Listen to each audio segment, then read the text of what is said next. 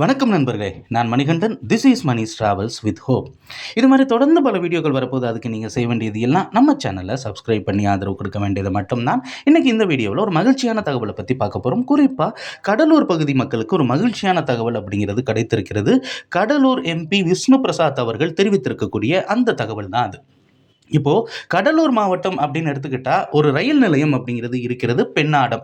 இது காட்லைன் வழியாக செல்லக்கூடியது. அதாவது விழுப்புரத்திலிருந்து விருத்தாச்சலத்தை தாண்டி திருச்சி போகிற வழியில் இருக்கக்கூடிய இந்த ரயில் நிலையத்தில் பெரும்பாலும் ரயில்கள் நிற்காம தான் போயிட்டு இருந்துச்சு. ஆனால் சில முயற்சிகளுக்கு அப்புறம் இப்போ பல்லவன் எக்ஸ்பிரஸ் ரயிலும் மலைக்கோட்டை எக்ஸ்பிரஸ் ரயிலும் இந்த ரயில் நிலையத்தில் நின்று சென்று கொண்டிருக்கிறது. இதை தவிர்த்து மற்ற ரயில்கள் அப்படிங்கிறது நிற்காத ஒரு சூழ்நிலை தான். இப்போ காரைக்குடி போகிறவங்க அல்லது திருச்சி போகிறவங்க இந்த ட்ரெயினை பயன்படுத்திக்கலாம். பயணிகள் ரயில் நிறையா நிற்குது. ஆனால் இப்போது கிடைத்திருக்கக்கூடிய ஒரு முக்கியமான தகவல் என்ன அப்படின்னா, தினமுமே சென்னையில் இரவு 7:50 மணிக்கு புறப்படக்கூடிய அனந்தபுரி எக்ஸ்பிரஸ் இந்த ரயிலானது இப்போது தாம்பரத்திலிருந்து புறப்படுகிறது. ஆனால் திரும்பவுமே சென்னை எழும்பூரிலிருந்து தான் இயங்கும். அப்படி புறப்படக்கூடிய இந்த ரயிலானது விழுப்புரம், விருத்தாச்சலத்துக்கு அடுத்து திருச்சியில் தான் நிற்கும். ஊடையில் எங்கேயுமே நிற்காது. ஆனால் இனிமேல் சோதனை அடிப்படையில் பெண்ணாடம் ரயில் நிலையத்தில் நின்று செல்லும் அப்படின்னு தகவல் அப்படிங்கிறது இருக்கிறது.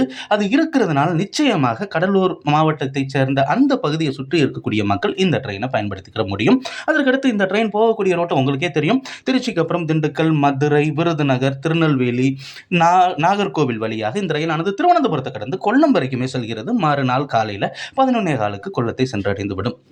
அதே மாதிரி கேரளாவின் கொல்லத்திலிருந்து இந்த ரயிலானது தினமுமே பிற்பகல் 2:55 மணிக்கு புறப்பட்டு அங்கிருந்து நாகர்கோவில் டவுன் வழியாக திருநெல்வேலி, விருதுநகர், மதுரை, திண்டுக்கல், திருச்சிராப்பள்ளி வந்துட்டு திருச்சிராப்பள்ளிக்கு அப்புறம் இந்த ட்ரெயின் நிற்கக்கூடிய இடம் விருத்தாச்சலம் தான். இடையில எங்கேயுமே நிற்காது. அரியலூரில் கூட நிற்காது.